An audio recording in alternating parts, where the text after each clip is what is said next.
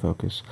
All right, remember Kevin Spacey and Kaiser Soze, and he gave that speech, this was like 20 years ago, about the biggest con the devil ever pulled was showing the world, getting the world to believe that they didn't exist. Well, the biggest con pulled nowadays is billion-dollar globalist parasite companies convincing POCs that they give two shits about them in any regard at all. They don't care about black people or POCs in general at all, any more than white people or anyone else. They're just all people not of their, it's a very exclusive club and you're not in it. Not of their club is just a cog in the machine. So they put black people in more and more roles. Why, dear black people, why do you think these billion-dollar companies suddenly care about you now? Do you think they just suddenly got a conscience in the last decade? Are you that naive? Do you think they care about you now?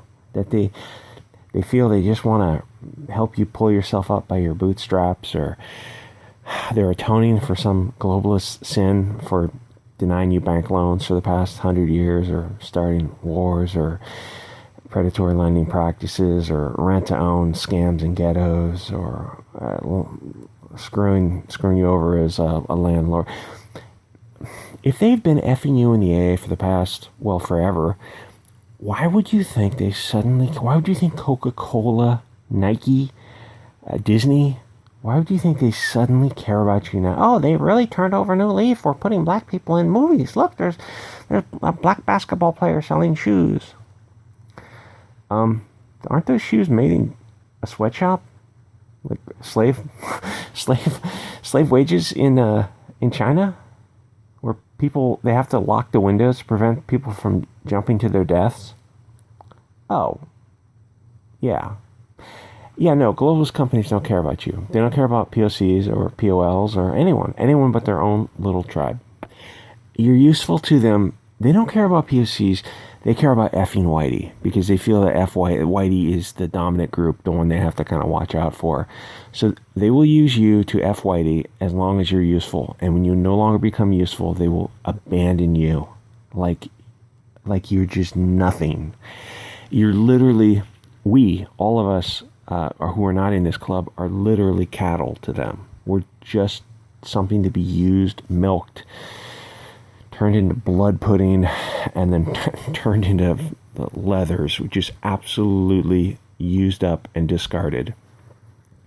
So, I'm not sure about these low contrast earth tones going on here. She looks like a dude, and she's got bandages on her arm in the desert, which means those things would get sweat soaked and filthy every day. You'd be washing those things literally every day and then putting them on the next day. And usually people in the desert wear loose flowing clothing, so it allows air circulation. But whatever, it's a movie. And she's going to wear a bunch of crap that doesn't make any sense and would literally get in the way, because they have to have a distinctive costume for her because she's so forgettable. Anyway, they're not trying to bring POCs to the forefront. Again, you're less than dirt beneath their fingers. If you are interfering with their marketing in China, then you're absolutely gone. You're useful while you're in the United States, while they're doing their business in the United States, and as long as you're useful, they will keep blowing smoke up your ass. But Bank of America gave BLM $1 billion. George Soros gave $200 million. Do they really suddenly just turn over a new leaf? Do these billion-dollar parasites really, just like in the past 2 years, suddenly decide that they're actually on the side of the angels? You got to be pretty naive to think that. If globalists are giving you money or doing you favors, everything comes with strings or comes with hooks. You're not using them, they're using you because they have much more experience with it. Anyway, so if they're marketing to you in America and a black fin is advantageous to virtue signal or to do whatever goal they're trying to accomplish, they're going to have you in a poster. If they're marketing to a place where you're not useful, they're just going to get rid of you. Disney has no interest in you taking part in the fabric of their society. You're nothing to them. I'm nothing to them. I'm less than nothing to them. I'm not even useful. None of us are anything to them. We're just commodities to be exchanged. So people getting outraged on Twitter, like, why are you supporting this big...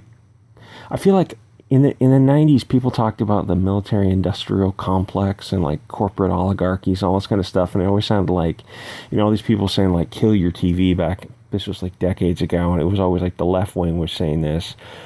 And now I look at it and I go, yeah, they were kind of onto something, even though they were the far left who was saying it. But it's weird that the left has switched. It's like suddenly they're on the side of these billion-dollar corporations.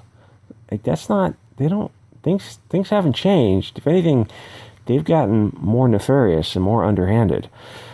Kill your TV would probably be vaguely threatening now. If you said that now, like a bumper sticker, kill your TV, it would be like, is that a right-wing thing now? Is that like a militia thing? Like, that's a dog whistle now. Like, literally, it would be a dog whistle. Kill your TV. Like, what do you really mean by that?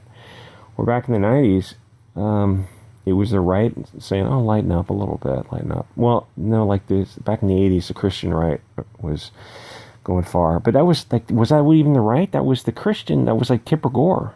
That wasn't the right. That was just, I don't know, like the PMRC and the moral majority. But that wasn't the right. That was just like a religious nationalist type of vibe.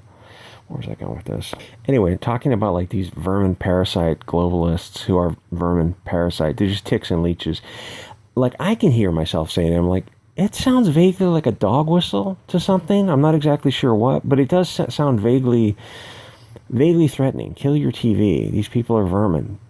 They are. If you put a black guy in a poster and then you take him out for the Chinese poster, that's so dirty. That is so underhanded. There's no courage of their convictions because they don't have any convictions. America is a commercial zone. These people are globalists. America is just, it's just a donut, a torus of in and out, input and output. There's no nation of America according to them, and there's very little America left unless we take it back. Oh, so my point is that they don't have any principles. So if you think like they're taking this stand for POCs and inclusion, all this diversity, and LGBT stuff, like even though a lot of people at Disney are LGBT, they're about the bottom line, and they're about their narrative about globalism and other things, mostly about FYD and destroying the West, but like they will sacrifice POCs and LGBT to accomplish their ultimate goals. So even though there are a lot of gay people who are at Disney, they what did they put in the last movie? A brief little kiss. So like if they're doing LGBT movies, it's going to be like, are they going to sell that to the Middle East? Are they going to sell that to any Muslim country? No, they're just going to bend over and take those scenes out, or just not even bother marketing to those countries because you would get banned in those countries. So they will be everything to all people because they have no convictions about anything whatsoever. They don't care about LGBT, POC. They just care about this FYD narrative. So if they need to take them out, if they need to take LGBT scene out for a Muslim show, or POC out for China is not down with black people, they're not going to go to bat for you. You're out of your freaking mind if you think they care about you. Anyway, so they cut him out. I wish we could say, hey, make our own entertainment. We don't have hundreds of millions of dollars to make shows, but like movies are getting to the point where they're so bad, and I don't know, after this Wufu thing, like I was talking about those Clerks was like $50,000 and Special Dead was like $600,000. It's like you can get money together for that kind of stuff, like for a black and white movie shot on a camcorder and with a boom mic and green screens. It's like, yeah, you can do something for $50,000. Kevin Smith did it. A lot of movies have done it. It's not going to look like this, but it's also not going to have this bullshit in it. And those movies, like they were real. Like they didn't have this this insidious sliminess where they're just the Janus, the Two-Faced of, they'll just say anything that you want to hear temporarily, and then when the situations change, they will say something else. There's nothing to them. Anyway, kind of a weird video, but like, comment, subscribe, guys, and I will see you all on Odysee and BitChute.